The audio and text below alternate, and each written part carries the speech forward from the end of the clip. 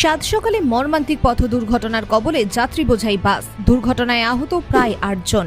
সূত্র মারফত জানা যায়, বিষ্ণুপুর থেকে একটি বেসরকারি বাস বাঁকাদহর দিকে যাচ্ছিল।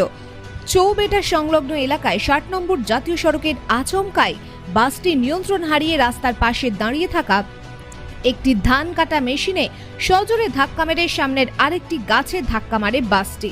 ঘটনায় গুরুতর আহত হয় ৮ জন বাস যাত্রী। তড়িঘড়ি ঘটনাস্থলে পৌঁছয় বিষ্ণুপুর থানা পুলিশ এবং স্থানীয় বাসিন্দারা। আহতদের উদ্ধার করে নিয়ে আসা হয় বিষ্ণুপুর সুপার স্পেশালিটি হাসপাতালে।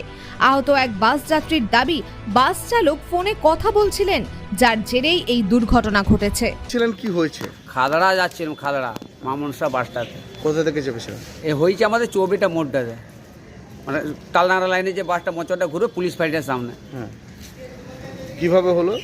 ওই তো একটা ধান কাটা মেশিন ছিল, সেই ধান কাটা মেশিনটা ড্রাইভার ফোন একটা কানে দিয়েছিল। আমরা দেখতে পাচ্ছি তো মাত্র ২০-২৫টি জোর প্যাসেঞ্জার বাঁকার থেকে, যে গোটা গাড়িটাই তো খালি বাসটায়। তারপর দিয়া যে ও সামালতে পারলো না, দিয়ে আস্তে আস্তে কতগুলো তার মধ্যে নেমে গেল, যে আর একবারে যে গাছের একটা পুলিশ ফাইটের সামনে একটা বড় গাছ আছে, সেই গাছটাই যে ধাক্কা মেরে দাঁড় করালো।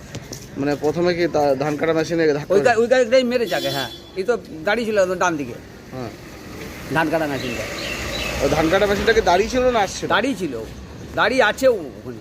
আচ্ছা, আর বাসটাই যে মেরেছে? বাসটাই মেরেছে। হ্যাঁ, কার ভুল কি করে মনে হয় এই ঘটনা ঘটেছে? এখন বাসটাই তো ভুল। এই যদি ফোনটা না করে তাহলে তো আর এই ঘটনাটা ঘটতো না। বাসের ড্রাইভার ফোন করছিল? তাহলে কতজন যাত্রী ছিলেন তবু? ওই ২৫-৩০ জন হবে মোট। কতজন আহত হয়েছেন? ওই তো মোটামুটি ৮-১০ জন এসছি আমরা। আচ্ছা, কোথায় হয়েছে ঘটনা? চৌবেটা। আপনিও আহত হয়েছেন? হ্যাঁ। আপনার নাম? কাশীনাথ কাশীনাথ কি? ভট্টাচার্য, বাড়ি? মাঞ্জুরিয়া বাঁকালো।